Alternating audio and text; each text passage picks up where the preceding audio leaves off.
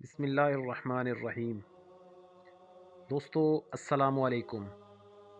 امیر المومنین حضرت عمر رضی اللہ تعالی عنہ کا معمول تھا کہ اکثر رات کو شہر سے باہر بھی چکر لگاتے کہ کوئی مسافر تو نہیں آیا، اگر کوئی آیا تو اس کی خاطر تواضع فرماتے۔ ایک مرتبہ آپ رضی اللہ تعالیٰ عنہ شہر سے باہر گئے، کیا دیکھتے ہیں کہ ایک خیمہ لگا ہوا ہے۔ جب خیمے کے قریب گئے تو وہاں سے کسی عورت کے کرانے کی آواز آ رہی تھی اور خیمے کے باہر ایک شخص بیٹھا ہوا تھا۔ وہ ایک بدو تھا۔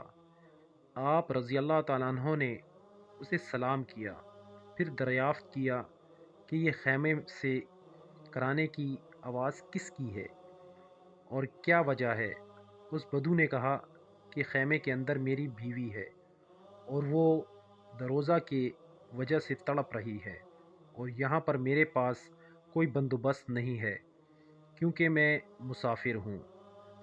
حضرت عمر رضی اللہ تعالیٰ عنہ فوراً اپنے گھر تشریف لے آئے اور حضرت کلثوم بنت علی رضی اللہ تعالیٰ عنہ، جو کہ آپ رضی اللہ تعالیٰ عنہ کی زوجہ محترمہ تھیں، ان سے کہا کہ شہر سے باہر ایک بدو کی بیوی کو دروزہ ہے اور وہ بڑی تکلیف میں ہے، اگر تم پسند کرو تو اس کی مدد کر سکتی ہو۔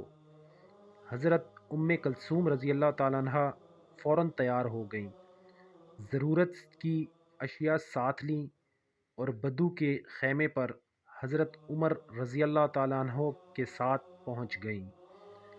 حضرت عمر رضی اللہ تعالیٰ عنہ بدو کے ساتھ بیٹھ گئے اور حضرت کلثوم خیمے کے اندر اس عورت کے پاس چلی گئیں۔ کچھ دیر بعد حضرت کلثوم رضی اللہ تعالیٰ عنہ نے حضرت عمر رضی اللہ تعالیٰ عنہ کو مخاطب کر کے کہا کہ امیر المومنین رضی اللہ تعالیٰ عنہ، اپنے دوست کو خوشخبری دیجیے کہ اس کے ہاں ایک بیٹا پیدا ہوا ہے۔ بدو نے جب امیر المومنین کے الفاظ سنے تو حیران ہی رہ گیا۔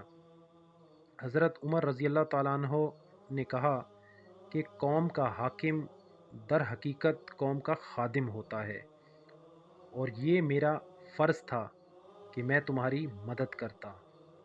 دوستو، اگر ویڈیو اچھی لگی ہو تو پلیز لائک، کمنٹ اور شیئر ضرور کیجیے گا، شاید کسی کو فائدہ ہو جائے، اور ہمارا چینل ضرور سبسکرائب کر لیں۔